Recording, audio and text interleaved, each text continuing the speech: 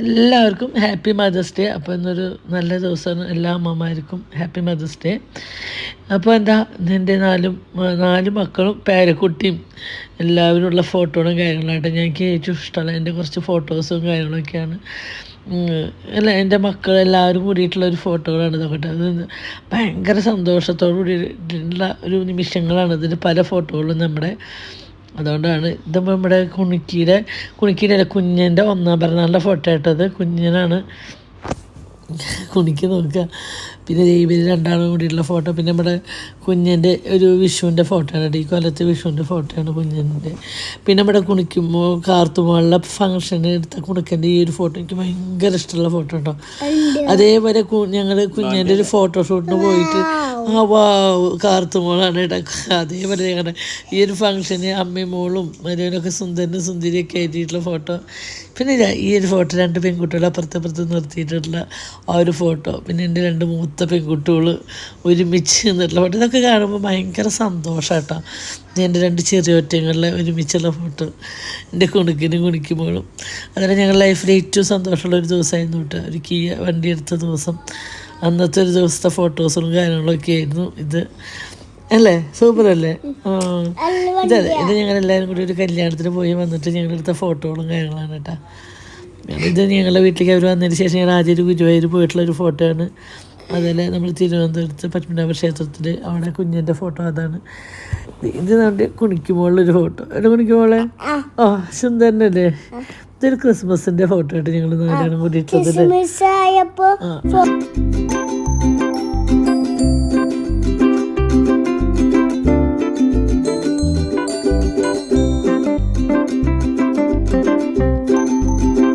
Hi, welcome to നമ്മുടെ channel. അപ്പം നമ്മുടെ അടുത്തൊരു വീഡിയോക്ക്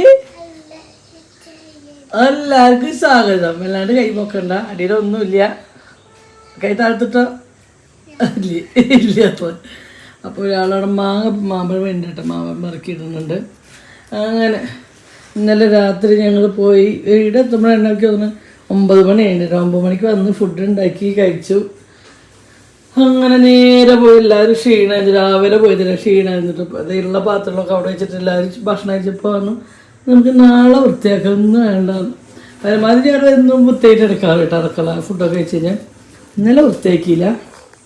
അപ്പോൾ ആദ്യത്തെ പണി ഇനി അടുക്കള വൃത്തിയാക്കുക എന്നുള്ളതാണ് കേട്ടോ. ഇന്നത്തെ ഫുഡ് ഉണ്ടാകണം എനിക്ക് പോവുള്ളൂ വെച്ചിട്ടില്ല കേട്ടോ. ഒരാൾ പടച്ചവനെ നട്ട് കിടക്കുന്നു.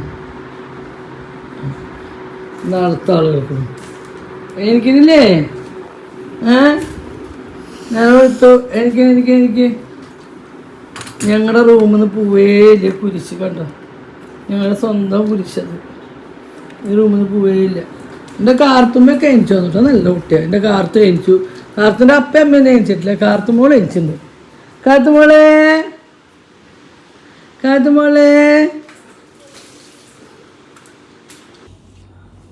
അങ്ങനെ രാവിലത്തെ ഡ്യൂട്ടി തുടങ്ങാനുണ്ട്. അപ്പോൾ പാത്രം ഇന്നലെ കഴുകി വയ്ക്കാത്തതാണ്. ഇന്ന് അത്യാവശ്യത്തിലേറെ പാത്രങ്ങൾ കഴുകാണ്ട് കേട്ടോ.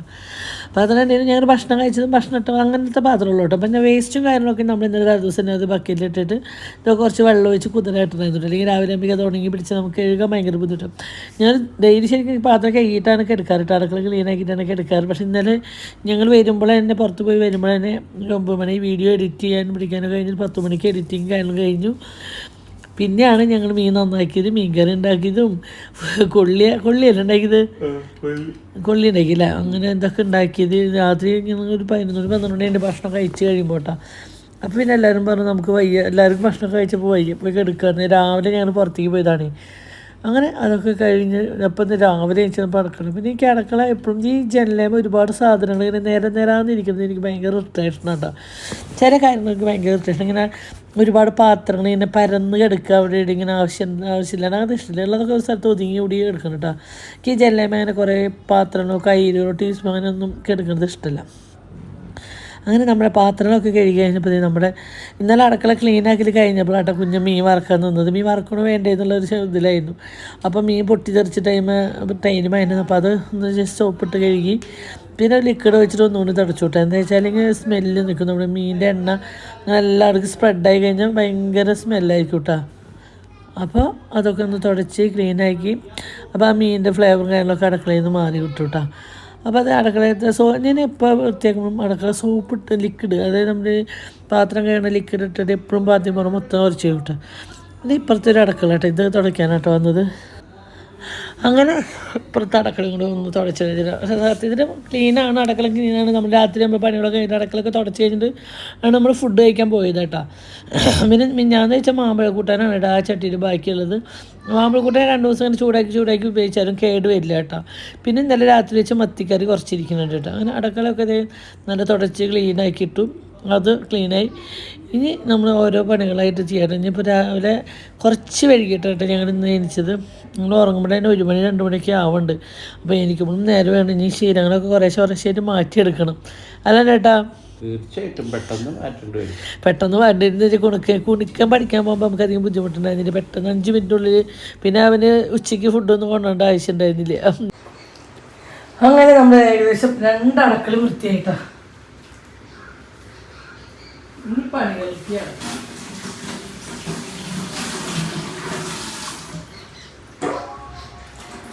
ആദ്യം നമുക്ക് അരി അടുപ്പത്തിടാം.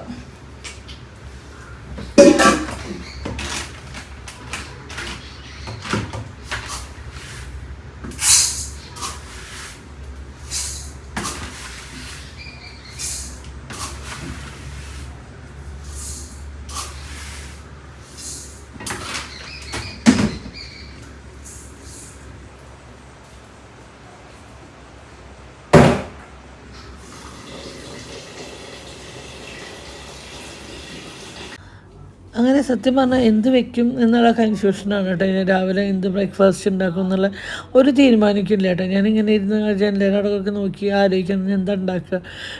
ഇന്ന് നല്ലൊരു ദിവസം മദേഴ്സ് ഡേ അല്ലേ. അപ്പോൾ നമ്മൾ മദർ എന്ന നിലയ്ക്ക് എനിക്ക് മക്കൾക്ക് ഇഷ്ടമുള്ളൊരു ഫുഡ് ഉണ്ടാക്കി കൊടുക്കണമെന്നായിരുന്നു ഇന്നത്തെ ഒരു ആഗ്രഹം. അപ്പോൾ ഞാൻ ഇങ്ങനെ ചിന്തിച്ച് എന്തുണ്ടാക്കും. നമ്മുടെ കുണിക്കുമോൾ ഇവിടെ വന്നിട്ട് എന്നോട് സംസാരിക്കുന്നുണ്ട്, എന്തൊക്കെയോ കുണിക്കുമോൾ പറയുന്നുണ്ട്. അപ്പോൾ അതുകൊണ്ട് കുണിക്കുമ്പോളോടും സംസാരിച്ച് ഞാനിങ്ങനെ അരി കഴുകട്ടെ. അപ്പോൾ നമ്മളോട് ഇന്നാളെ ആരും പറഞ്ഞു ഒരു അരി കഴുകില്ല, ചിക്കൻ കഴുകില്ലായിരുന്നു. ഞങ്ങൾ പരമാവധി ഞങ്ങളോട് പറ്റണ പോലെ 3, 4, 5 പ്രാവശ്യം കഴുകിയിട്ടുണ്ട്. അപ്പോൾ അങ്ങനെ അരി നന്നായി തിരുമ്പി കഴുകി നിൽക്കുന്നതാണ്. അതിൻ്റെ ഒരു ആലോചനയും എന്തുണ്ടാക്കും എങ്ങനെയാണ് എന്നൊക്കെയാണ് കേട്ടോ. എന്താ വെച്ചാൽ കൊള്ളി ഇന്നലെ കുറച്ച് നന്നാക്കി ഇത് ഫ്രിഡ്ജിലിരിക്കുന്നത്. ഞങ്ങൾ രാത്രി ഇന്നലെ കുറച്ച് വെച്ചോളൂ.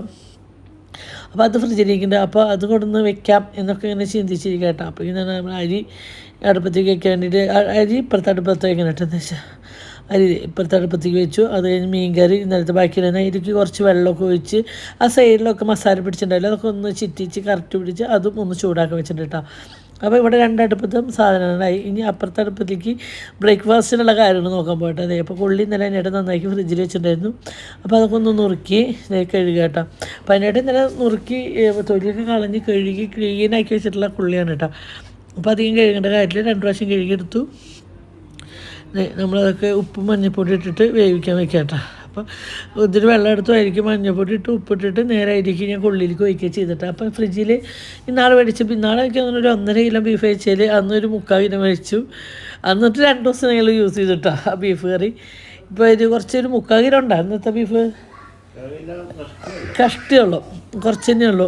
അപ്പോൾ അത് ഫ്രീസറിലുണ്ടായിരുന്നു. അതെടുത്തിട്ട് ഞാൻ കുതിരായിട്ടുണ്ട്. എന്താ വെച്ചാൽ പിട്ടും ബീഫ് കറി എന്നാണ് ഇവിടെ മൂത്ത ആൾക്ക് മരുവനും കുഞ്ഞു പൊന്നിനും ഇതൊക്കെ ഇഷ്ടമാണ്. കൊള്ളി വലിയ താല്പര്യമില്ല. അപ്പോൾ ബീഫ് ഉണ്ടാക്കാനുള്ള പരിപാടിയില്ല കേട്ടോ. ഇപ്പോൾ ഒരു 1/2 ടീസ്പൂൺ മഞ്ഞൾപ്പൊടി ഇട്ടു, 2 ടീസ്പൂൺ കാശ്മീർ മുളക് പൊടി, 2 ടീസ്പൂൺ സാധാ മുളക് പൊടി ഇട്ടാൽ അത് ഇട്ട് കഴിഞ്ഞും 2 ടീസ്പൂൺ മല്ലിപ്പൊടി, പിന്നെ ഗരം മസാല, നമ്മുടെ മസാലയില്ലേ അത് നമ്മൾ വീട്ടിൽ പിടിപ്പിച്ച ഗരം മസാല അത് 1 ടീസ്പൂൺ ഇട്ട് കൊടുത്തു കേട്ടോ.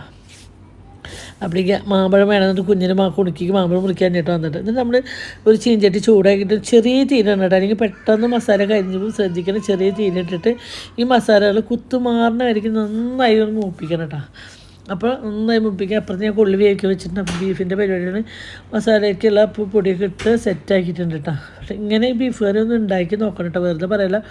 എങ്ങനെ ഉണ്ടായിരുന്നു കേട്ടോ? അടിപൊളി. അത് ചോറിലേക്ക് ആയാലും എല്ലാത്തിനും പറ്റും. നല്ല നെയ്യുള്ള ബീഫ്. ബീഫ് നെയ്യുള്ള ബീഫ് വേണം കേട്ടോ. ഇവിടെ നമുക്ക് കിട്ടുന്ന ബീഫ് അത്ര നല്ലതല്ലേ, നെയ്യുള്ള ബീഫ് കിട്ടണം. ഇപ്പം അതിന് നെയ്യുള്ള ബീഫ് എന്നല്ല, ഇങ്ങനെ ഭയങ്കര പ്രാവശ്യം കഴിച്ച ബീഫ് ഭയങ്കര മൂത്താണ്. നമ്മുടെ കുട്ടിക്കാലത്തൊക്കെ കിട്ടിയിരുന്ന ബീഫ് ഇങ്ങനെ കഴുകി കഴിഞ്ഞാൽ കൈമെന്ന് നെയ്യ് വേറിയിടില്ല. അതായത് വെച്ച് കഴിഞ്ഞ് ചൂടാറി കഴിഞ്ഞാൽ ഇങ്ങനെ നെയ്യ് പാട പോലെ കെട്ടിയെടുക്കും അല്ലേ. പിന്നെ ചൂടാക്കാണ്ട് എടുക്കാൻ പറ്റും. അന്നൊക്കെ പോത്തിനൊക്കെ തീറ്റി നല്ല തീറ്റ ഇന്നത്തെ മാതിരി അല്ലല്ലോ. അപ്പോൾ എന്നിട്ട് ആ ഉള്ള ബീഫ് ഞാൻ കവറിനൊക്കെ പൊടിച്ചിട്ട് ഞാനത് ഒന്ന് ഐസ് വിടാൻ വേണ്ടിയിട്ട് അതിൽ വെള്ളം ഒഴിച്ച് വെച്ചിട്ടുണ്ട്. പിന്നെ ഇതിലേക്ക് നമുക്ക് ഒരുപാട് സബോളയും തക്കാളിയോ കാര്യങ്ങളോ ഒരുപാടൊന്നും വേണ്ട കേട്ടോ, കുറച്ച് വേണം കേട്ടോ. അത് ഈ കറി ഭയങ്കര ടേസ്റ്റ് ആയിട്ടത് എന്തായിരുന്നു നിങ്ങൾ ഉണ്ടാക്കി, അതായത് ചപ്പാത്തിക്കായാലും പത്തിരി എല്ലാത്തിനും കൂടി പോകും, ചോറ് നെയ്ച്ചോറാണെങ്കിലും അല്ലേ ചേട്ടാ, അത്ര ടേസ്റ്റ്. ഇതിൻ്റെ ഗ്രേവിക്ക് ഒരു പ്രത്യേക ടേസ്റ്റാണ്. അപ്പോൾ ഞാൻ അതിലേക്ക് തന്നെ ഒരു മീഡിയം വലിപ്പുള്ളത് ചെറിയ സബോളയും കൂടി അരിഞ്ഞിട്ടുണ്ട്. പിന്നെ ഇതിൽ കുറച്ച് കറിവേപ്പില ഉണ്ടായിരുന്നു, അതിട്ടു. പിന്നെ ഇഞ്ചിയാണ് കേട്ടോ, അപ്പോൾ ഞാൻ ഇഞ്ചി തൊലി കളഞ്ഞിട്ട് നമുക്കൊരു വിരലിൻ്റെ അത്രയ്ക്ക് വന്ന നീളമുള്ള ഒരു ഇഞ്ചി കഷ്ണം എടുത്തിട്ട് കാരണം കുറച്ച് നീളനെ അരിഞ്ഞിട്ട് കേട്ടോ. അപ്പോൾ ഇതുപോലെ അതിന് ഉണ്ടാക്കാത്തതുകൊണ്ടെങ്കിൽ ഒന്നും ഉണ്ടാക്കി നോക്കണം കേട്ടോ. അത് ഞാൻ കണ്ടുപിടിച്ച റെസിപ്പിയാണ്. അപ്പോൾ അത് കണ്ട ഇതിലേക്ക് നമ്മൾ ആ മസാല, അതായത് മല്ലിപ്പൊടി, മുളകും പൊടി, കാശ്മീർ ചില്ലി പൗഡർ, മഞ്ഞൾപ്പൊടി, ഗരം മസാല, വെളുത്തുള്ളി, ഇഞ്ചി, കറിവേപ്പില, സബോള മാത്രം, പച്ച വെളിച്ചെണ്ണ, ഉപ്പ് ആവശ്യത്തിന് ഇത് കൂട്ടിയിട്ട് ഒന്ന് ഒഴിച്ച് നന്നായി കൈ കൊണ്ട് ഇങ്ങനെ തിരുമ്പി കൊടുക്കുക. തിരുമ്പി കൊടുത്തതിന് ശേഷം നമുക്ക് ആ ബീഫ് ഒന്ന് ഇട്ടിട്ട്, എല്ലില്ലാത്ത ബീഫായി കഴിഞ്ഞാൽ നമുക്ക് കൈകൊണ്ട് നന്നായി ധൈര്യത്തിൽ തിരുമ്പി കൊടുക്കണം. അല്ലെങ്കിൽ എല്ലുള്ളതാണെങ്കിൽ സൂക്ഷിച്ചിട്ട് വേണം നമ്മൾ തിരുമ്പാൻ. അപ്പോൾ നന്നായി തിരുമ്പി വെച്ചതിന് ശേഷം നമ്മൾ ജസ്റ്റ് ഒന്ന് നാവുമ്പോൾ തൊട്ട് നോക്കി ഉപ്പൊക്കെ കറക്റ്റാണോ. അപ്പോൾ ഉപ്പൊക്കെ കറക്റ്റാട്ടോ മസാലയിൽ. അങ്ങനെ നമുക്ക് ഇതിൽ ഗ്രേവി വേണമല്ലോ. അപ്പോൾ ഗ്രേവി വേണ്ടാത്തവർക്ക് ഇത് വെള്ളം ഒഴിക്കേണ്ട ആവശ്യമില്ല കേട്ടോ, നേരെ കുക്കറിലിട്ട് വിസിലടി. ഗ്രേവി വേണമെന്നുള്ളതുകൊണ്ട് ഞാൻ കുറച്ച് വെള്ളം ഒഴിച്ച് കൊടുത്തു കേട്ടോ. പിന്നെ ഇപ്പോൾ ഞാൻ കുറച്ച് സൊറുക്ക ഒഴിച്ച് കൊടുത്തു. പിന്നെ ഒരു തക്കാളിയാണ് കേട്ടോ, അതിനെ കുറച്ചിട്ട് ഇങ്ങനെ അരിഞ്ഞിട്ട് കൊടുക്കുന്നുണ്ട്, ഒരു തക്കാളി. അപ്പോൾ നമ്മുടെ കൊള്ളിയൊക്കെ വെന്ത് വന്നു കേട്ടോ. കൊള്ളി വെന്ത് വന്നപ്പോൾ അതൊരു പാത്രത്തിലേക്ക് മാറ്റിയിട്ട് ഞാൻ ആ കുക്കറിന് കഴുകിയെടുത്തു. അതിലേക്ക് തന്നെ ആ ബീഫ് ഇട്ട് കൊടുത്തു കേട്ടോ. ബീഫ് ഇട്ട് കൊടുത്തു, അതിന് കുറച്ച് വെള്ളം മസാല ചിറ്റിച്ചിട്ട് കൊടുത്തു. പിന്നെ അത് അടച്ച് അത് നമ്മൾ വേവിക്കാൻ വെച്ചു. അപ്പോഴേക്ക് നമ്മൾ കൊള്ളിക്ക് എടുത്തിട്ട് നമുക്ക് എത്ര പൊട്ട കൊള്ളിയാണെങ്കിലും നമ്മൾ ചിലപ്പോൾ ഈ കളുകളിൽ നിന്നുള്ള കൊള്ളി കിട്ടും.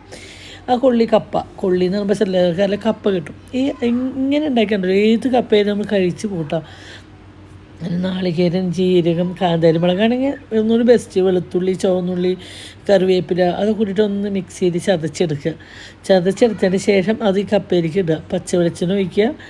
ഉപ്പ് ഉണ്ടോ നോക്കുക, ഉപ്പ് കുറവാണെങ്കിൽ കുറച്ച് ഉപ്പ് ഇടുക. എന്നിട്ട് നന്നായിട്ട്, അതായത് നല്ല ലൂസായിട്ട് വേണമെങ്കിൽ നമ്മൾ ആ വേവിച്ച വെള്ളത്തോടൊക്കെ തന്നെ അരിച്ചു കൊടുക്കുക. അല്ലെങ്കിൽ ലൂസ് വേണമെങ്കിൽ കപ്പ മാത്രം ഒരു പാത്രത്തിൽ മാറ്റിയിട്ട് ഇങ്ങനെ ഉടച്ചു കൊടുത്ത് ഇങ്ങനെ കട്ടിയായിട്ട് കിട്ടും കേട്ടോ. അപ്പോൾ അത് നമ്മുടെ ഇഷ്ടത്തിന് ഇങ്ങനെയാണ് നമുക്കത് ഉടച്ചു കൊടുക്കാം.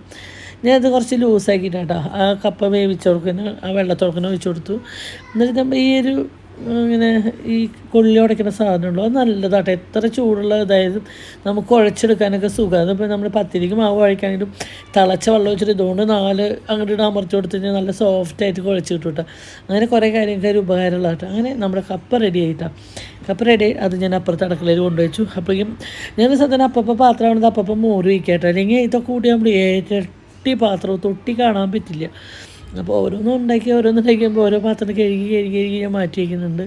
അങ്ങനെ കൊള്ളിയൊക്കെ ഉണ്ടാക്കി കഴിഞ്ഞപ്പോൾ നമ്മുടെ ബീഫ് ഏകദേശം വെന്ത് കഴിഞ്ഞിട്ട്, പക്ഷേ എനിക്കൊരു വിഡിത്തം പറ്റി.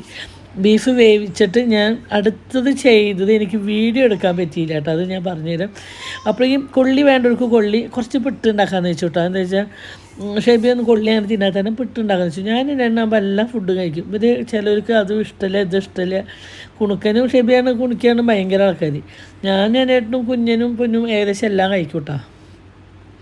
അങ്ങനെ ഞാൻ കുറച്ച് പുട്ടിനൊക്കെ കുഴച്ച് വെച്ചു. അത് സൈഡിലേക്ക് ഒന്ന് സെറ്റാൻ വേണ്ടിയിട്ട് അതവിടെ മാറ്റി വെച്ചിട്ട് ഞാൻ അടുത്ത് നമ്മുടെ ബീഫിൻ്റെ പരിപാടി കഴിഞ്ഞിട്ടില്ല കേട്ടോ. അതിനായിട്ട് നാളികേരം ചെരുകി വെച്ചിട്ടുള്ള കാരണം അതിനായിട്ട് നാളികേരം കാര്യങ്ങളൊക്കെ ചെരുകി വെച്ചാൽ നമ്മുടെ പണികൾ പെട്ടെന്ന് കഴിയട്ടോ. നമ്മൾ ഈ ചട്ടിയിലേക്ക് ബീഫ് വയ്ക്കുമ്പോൾ ഞാൻ എന്താ ചെയ്ത് വെച്ചാൽ കുറച്ച് 2 ടീസ്പൂൺ വെളിച്ചെണ്ണ ഒഴിച്ചു. അതിലേക്ക് 1 ടീസ്പൂണോടത്തോളം മുളകും പൊടിയും 1 ടീസ്പൂണോടത്തോളം ഗരം മസാല പൊടിയും ഒരു 1/4 ടീസ്പൂണോടത്തോളം നമ്മുടെ മല്ലിപ്പൊടി ഇട്ടിട്ട് ഒന്ന് ചൂടാക്കിയ എണ്ണയിൽ ചൂടാക്കിയിരിക്കുകയാണ് നമ്മൾ ഈ കുക്കറിൽ നിന്ന് വേവിച്ച് വെച്ച് ബീഫ് ഇതിലേക്ക് വേവിച്ചത് കേട്ടോ.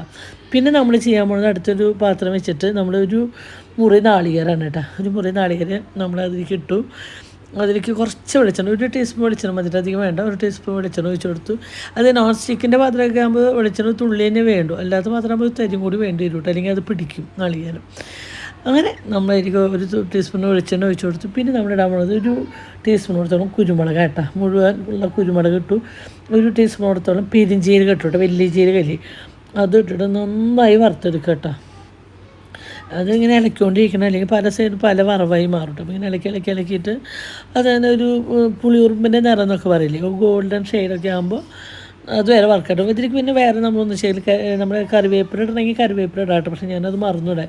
അപ്പോൾ ഞാൻ ഇത് മാത്രം ഇട്ടിട്ടുള്ളൂ കേട്ടോ. പക്ഷേ ഒരു അപാര ടേസ്റ്റ് ആയിരുന്നു സത്യം പറഞ്ഞാൽ. കഴിഞ്ഞു ബീഫ് കറി കഴിഞ്ഞാൽ തരി ഗ്രേവി മാത്രമേ. പക്ഷേ ഞങ്ങൾക്ക് 2 നേരം യൂസ് ചെയ്തു കേട്ടോ. ഒരു 3/4 കിലോ കഷ്ടമല്ലോ. ഞങ്ങൾ രാവിലത്തേക്ക് ഉച്ചത്തേക്ക് ഞങ്ങൾ ആ ബീഫ് കറി ഇട്ടു കേട്ടോ. ഇത്ര ഞങ്ങൾ 7 ആൾക്കാരുണ്ട്. 7 ആൾക്കാർ 2 നേരം കൂട്ടിയില്ലേ. ഞങ്ങൾ അധികം കഴിക്കില്ല. ഞങ്ങൾ എല്ലാവരും കുറേശ്ശെ വേണ്ടോ ഞങ്ങൾക്ക്, ഒരുപാടൊന്നും കഴിക്കില്ല. ഉള്ളത് നല്ല ടേസ്റ്റുള്ള ഫുഡ് കുറേശ്ശെ വേണം. അതാണ് ഇവിടുത്തെ എല്ലാവരുടെയും ഒരിത്. അങ്ങനെ നമ്മുടെ നാളികേരമൊക്കെ മൂത്ത് വന്നപ്പോൾ നമ്മളത് മിക്സിയിൽ നന്നായി ചാന്ത് പോലെ അരക്കണം. അരപ്പ് നന്നായി ആവണം. അപ്പോൾ അല്ലെങ്കിൽ അരപ്പ് ശരിയായിരിക്കും നമ്മൾ ഈ നാളികേരം ചേർത്തത് പെട്ടെന്ന് അറിയും ബീഫിന്ന്. ശരിക്കും ബീഫിന് നാളികേരം ചേർത്തത് അറിയാൻ പാടില്ല. ശരിക്കും മുളകും പൊടി മഞ്ഞപ്പൊടി ആ ഒരു മസാലയുടെ സെറ്റിലേക്ക് ആവണം. അല്ല കാണുമ്പോൾ നാളികേരം തോന്നില്ല. അതെന്ന് നന്നായി അരക്കണം കേട്ടോ. അപ്പോൾ നമ്മൾ ആ ബീഫ് ഒഴിവാക്കിയപ്പോൾ ആ കുക്കർ കഴുകിയിട്ട് ആ ഒരു ചെറിയ കുക്കറിലോട്ടെ ഞാൻ ഒരു കുക്കർ കൂടി നാശമായിരിക്കണം. അതുകൊണ്ട് ശരിയാക്കണം. സ്കൂൾ ആക്കുമ്പോഴേക്കും എന്താ വെച്ചാൽ ഇപ്പോൾ ഒരു കുക്കർ മൊത്തം കഴിഞ്ഞതിന് വരെ നമ്മൾ വെയിറ്റ് ചെയ്ത് അടുത്ത പരിപാടി ചെയ്യാൻ വേണ്ടിയിട്ട്. അത് പറ്റില്ലെങ്കിൽ ഒരു കുക്കർ കൂടി വേണം നമുക്ക്, അല്ലെങ്കിൽ കാര്യങ്ങൾ മുന്നോട്ട് പോവില്ല. നമുക്കുണ്ടെങ്കിൽ ബ്രേക്ക്ഫാസ്റ്റ് ഉണ്ടാക്കുന്ന എല്ലാം കൂടി ആകുമ്പോൾ നടക്കണില്ല. ഇപ്പോൾ ഞാനിപ്പോൾ രാവിലെ കൊള്ളി വേവിച്ചു, അത് കഴിഞ്ഞ് ബീഫ് വേവിച്ചു, അത് കഴിഞ്ഞിട്ട് പുട്ടുണ്ടാക്കാൻ വേണ്ടി പുട്ടിന് കുഴച്ച് വെച്ചിട്ട് കുറച്ച് നേരം, പക്ഷേ കുക്കർ ഒഴിവാക്കി കിട്ടാൻ വേണ്ടി കാത്തിരിക്കുന്നുണ്ട്. അപ്പോൾ അപ്പുറത്തെ അടുക്കളയിൽ ഞാൻ പുട്ട് വേവിക്കാൻ വെച്ചിട്ടുണ്ട്. അപ്പോഴേക്കും ഞാൻ പോയിട്ട് അരപ്പ് അരച്ച് കൊടുന്നു മിക്സിയിൽ. അങ്ങനെ അത് ഒഴിച്ചു. പിന്നെ നമ്മൾ ആ മിക്സിയുടെ ജാറൊക്കെ ഒന്ന് കഴുകി ആ ഉള്ള വെള്ളം കൂടി ഒഴിച്ചു കൊടുത്തു കേട്ടോ. എന്നിട്ട് അങ്ങനെ ഇരുന്ന് നമ്മൾക്ക് ഗ്രേവി എത്രയാണ്, പക്ഷേ കുറച്ചും കൂടി വെള്ളം വേണമെങ്കിൽ കുറച്ചും കൂടി വെള്ളം ഒഴിക്കാം കേട്ടോ. പക്ഷേ വെള്ളം കുറച്ച് കൂടുതൽ വെച്ചിട്ട് വറ്റിച്ചെടുക്കണം. അപ്പോഴാണ് അതിൻ്റെ ആ ഗ്രേവി ബീഫിൻ്റെ ഇതൊക്കെ ആ മസാലയൊക്കെ കറക്റ്റ് ഇറങ്ങി സെറ്റ് ആവുള്ളൂ കേട്ടോ. നല്ല നെയ്യുള്ള ബീഫാണെങ്കിൽ പറയേണ്ട, ഇതിൻ്റെ ഇരട്ടി ടേസ്റ്റ് ഉണ്ടാവും കേട്ടോ. ഇതിൽ വേണമെങ്കിൽ നേന്ത്രക്കായ ഇട്ട് വെച്ചാലും നല്ല ടേസ്റ്റ് ഉണ്ടാവും അല്ലേ. നെയ്യുള്ള ബീഫ് എവിടെ ഞാൻ കിട്ടുന്നതാണ്. പണ്ടത്തെ കാലഘട്ടത്തിൽ ആ ഒരു ബീഫ് ഇപ്പോൾ എവിടെ ഞാൻ കിട്ടുന്നില്ല. ഞാൻ കുറേ ഏട്ടനോട് പറയുന്നു. അങ്ങനെ നമ്മുടെ ബീഫ് കറി ഏകദേശം ആയിട്ട്, എന്നിട്ട് ഏട്ടനോട് ഉപ്പും കാര്യങ്ങളൊക്കെ ഉണ്ടോയെന്ന് ഞാൻ ഏട്ടൻ ടെസ്റ്റ് ചെയ്യുന്നുണ്ടോ. നിങ്ങൾക്ക് ഏകദേശം ആ ബീഫ് കറിയുടെ കളർ കാണുമ്പോഴേ അറിയാം അതിൻ്റെ ടേസ്റ്റ് എന്താണെന്ന്. അപ്പോൾ അതുപോലെ ആരെയും വെക്കാത്തതുകൊണ്ട് ഇന്ന് വെച്ച് നോക്കണം. എനിക്ക് ഭയങ്കര ഇഷ്ടമായിട്ട് ഈ ഇങ്ങനെ ഒരു വെപ്പ്. ഇത് നെയ്ച്ചോറിനും ചപ്പാത്തിക്കും പത്തിരിക്കും എല്ലാത്തിനും സെറ്റാണ്. അതൊക്കെ ആയി വന്നു. ലാസ്റ്റ് ഞാൻ കറിവേപ്പില ഇട്ടു കേട്ടോ. മല്ലിയില ഉണ്ടെങ്കിൽ മല്ലിയില ഇടാം. എൻ്റെ കയ്യിൽ മല്ലിയില ഇല്ല, പുതിനയില ഉണ്ടാവും. മല്ലിയില ഇല്ലാത്ത കാരണം മല്ലിയില ഇട്ട് നമ്മളെന്താ വെച്ചാൽ ഇത് ഉണ്ടാക്കാനുള്ള പ്ലാനിങ് ഉണ്ടായിരുന്നില്ല, അതുകൊണ്ട് കേട്ടോ. ബ്രേക്ക്ഫാസ്റ്റ് ഉണ്ടാക്കലൊക്കെ കഴിഞ്ഞു കേട്ടോ. അപ്പോൾ ഇന്ന് കുറച്ച് വൈകി. ഇന്ന് മദേഴ്സ് ഡേ ആണ്. അപ്പോൾ ഞാൻ ചോദിച്ചു മക്കൾക്ക് ഇഷ്ടമുള്ള ഫുഡൊക്കെ ഉണ്ടാക്കി കൊടുക്കുക. ഇന്ന് കുറച്ച് മെനക്കെട്ട ഫുഡൊക്കെ ഉണ്ടാക്കി. ഒരു കൂട്ടർക്ക് പിട്ട് ഇഷ്ടമില്ല, ഒരു കൂട്ടർക്ക് കൊള്ളി ഇഷ്ടമില്ല. അപ്പൊ പിട്ട് കൊള്ളി ഉണ്ടാക്കി ഇഷ്ടമുള്ള കഴിക്കട്ടെ വെച്ചിട്ട്. ഇന്ന് മദേഴ്സ് ഡേ അല്ലേ. അപ്പൊ കൊള്ളിണ്ട്, മീൻകറി ഉണ്ട്, മത്തിക്കറി ഉണ്ട്, ബീഫ് ഉണ്ട്, അല്ലാണ്ട് മദേഴ്സ് ഡേ ആണ്. അപ്പൊ അവര് ഇഷ്ടത്തിന് കഴിക്കട്ടെ അവര് ഫുഡും കാര്യങ്ങളും. അപ്പൊ ലോകത്തെ എല്ലാ അമ്മമാർക്കും, അതായത് മക്കൾക്ക് വേണ്ടി സഹിച്ചും അവരെ നോക്കിയും അവർക്ക് വേണ്ടി മാത്രം ജീവിക്കണ എല്ലാ അമ്മമാർക്കും ഹാപ്പി എല്ലാ അമ്മമാർക്കും, ലോകത്തെ എല്ലാ അമ്മമാരെയും ഞാൻ പറയില്ല കേട്ടോ. എന്താ വെച്ചാൽ മക്കളെ ഇട്ടെറിഞ്ഞു പോയി അവനവന്റെ സുഖം മാത്രം നോക്കണവർ അതൊരു അമ്മയല്ല ഒരിക്കലും. അതായത് മക്കളെ എടുത്തെറിഞ്ഞു കൊല്ലുക, മക്കൾക്ക് വിഷം വെച്ചല്ലോ, അതൊന്നും അമ്മയുടെ കിണത്തിൽ വിടാം. അപ്പൊ അത് അമ്മ എന്ന് പറയാൻ പറ്റില്ല. അപ്പൊ അങ്ങനത്തെ അമ്മമാർക്കല്ല, മക്കൾക്ക് വേണ്ടി മാത്രം ജീവിക്കുന്ന അമ്മമാരുടെ ഒരുപാട്. അല്ലാണ്ട് നമ്മളെ അപ്പുറത്ത് വീട്ടിലെ വണ്ടിക്കാരൻ്റെ ഫോട്ടോ, ഇപ്പോഴത്തെ ജനിച്ച ആളുടെ ഫോട്ടോ ഒക്കെ സ്റ്റാറ്റസ് ഇടുക, കാര്യങ്ങൾ ചെയ്യുക. അല്ല, ഞാൻ കണ്ടിട്ടുണ്ട് മക്കൾ ജനിച്ച ദിവസം മക്കൾക്ക് വേണ്ടി ജീവിക്കുന്ന അമ്മമാരൊന്നുമില്ല. അങ്ങനെയുള്ളവരുണ്ട് ഈ ലോകത്ത്. അപ്പം ഞാൻ പറയാം, അപ്പം നല്ല അമ്മമാർക്ക് ഹാപ്പി മദേഴ്സ് ഡേ അല്ലേ കേട്ടോ. മക്കൾക്ക് വേണ്ടി ജീവിക്കുന്ന അമ്മമാർക്ക് മാത്രമാണ് കേട്ടോ ഞാൻ ഈ ഒരു വാക്ക് ഹാപ്പി മദേഴ്സ് ഡേ പറഞ്ഞത്.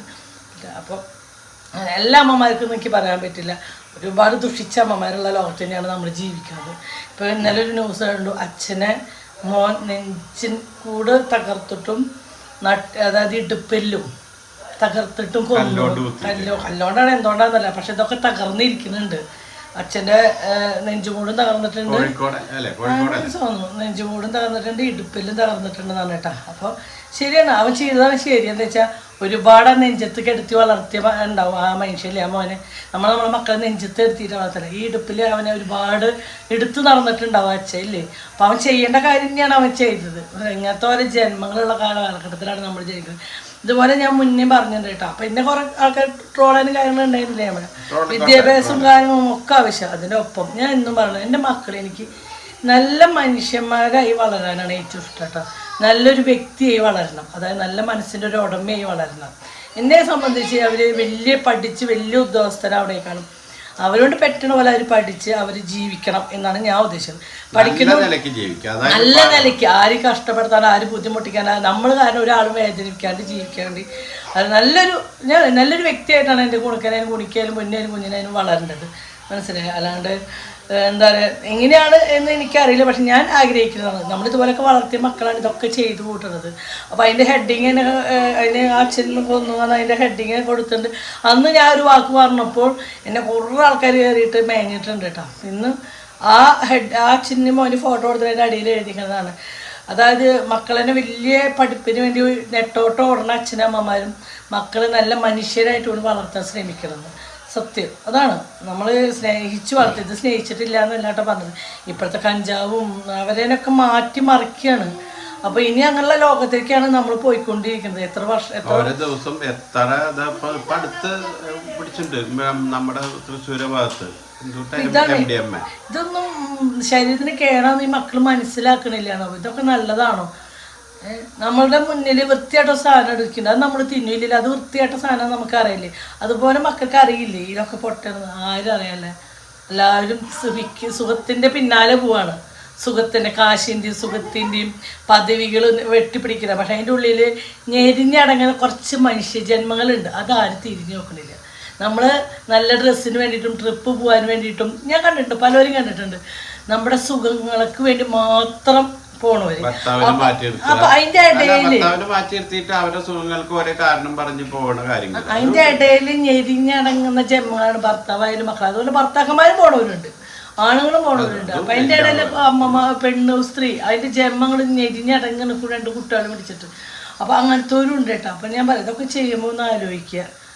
പറഞ്ഞിട്ട് കാര്യമൊന്നുമില്ല, നമ്മൾ പറയുന്നത് അത്രേ ഉള്ളൂ. അപ്പോൾ പറഞ്ഞിട്ട് കാര്യമൊന്നുമില്ല. എന്നാലും പരമാവധി ചില ആൾക്കാർ ചിരിക്കാൻ മറന്നു പോകുന്നവരുണ്ട് നമ്മുടെ ലോകത്ത്, അങ്ങനെയുള്ളതുണ്ട്. അപ്പോൾ നമുക്ക് ഒരു ജന്മേ ഉള്ളൂ, നമ്മൾ ചിരിച്ചും ഹാപ്പി ആയിട്ട് ജീവിക്കും. ചില അമ്മമാർ ഭയങ്കര സ്ട്രിക്റ്റ് ആയിട്ട് മക്കളെ അതൊന്നും കാര്യമില്ല.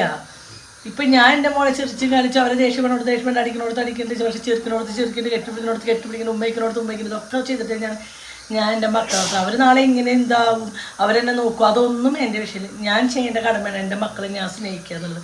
ഞാൻ പ്രസവിച്ചതാണ്. അപ്പം എനിക്ക് അവരെ സ്നേഹിക്കാൻ പറ്റിയെങ്കിൽ പിന്നെ ലോകത്ത് അവരെ സ്നേഹിക്കാൻ ആരുള്ളത്? ഞാൻ പ്രസവിച്ച മക്കളെ എനിക്ക് സ്നേഹിക്കാൻ പറ്റിയില്ല. ഈ ലോകത്ത് അവരെ സ്നേഹിക്കാൻ വേറെ ആരും ഇല്ല. അതാണ് സത്യം. ഞാനൊന്ന് പ്രസവിച്ച മക്കളല്ലേ. അപ്പം എനിക്കാണ് ഏറ്റവും ആത്മാർത്ഥത വേണ്ടത് എൻ്റെ മക്കളോട് തന്നെ. അപ്പം അതാ പറഞ്ഞത്. നമുക്ക് 2 ആൾക്ക് കഴിഞ്ഞിട്ടേ ഉണ്ടാവുള്ളൂ ഈ ലോകത്ത് മാറ്റാം.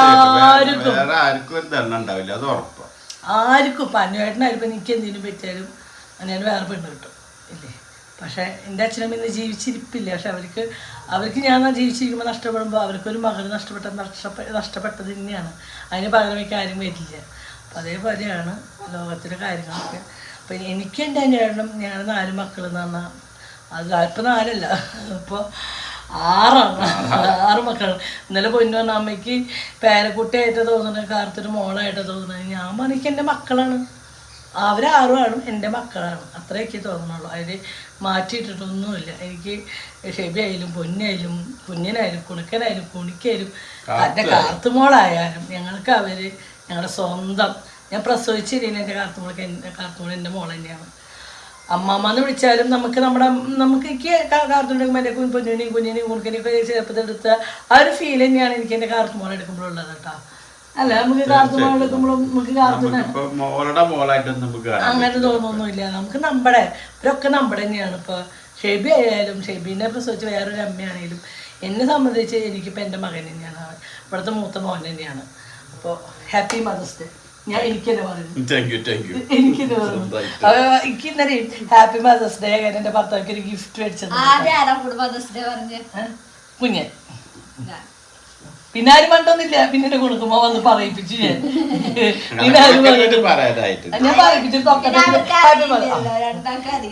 എന്താ ഞാൻ പറയാൻ വന്നല്ലോ ഇന്നലെ അതായത് അന്വേഷണ 4 മക്കളെ ഞാൻ പ്രസവിച്ചു. എന്റെ ഗിഫ്റ്റ് ആയിട്ട് എനിക്കൊരു വാച്ച് വെച്ചിരുന്നത്. അല്ല സ്വന്തം തന്തേരും തള്ളേരും നോക്കിയാല് കൂലി ചോദിക്കുന്ന കാലാണ്. അതാണ്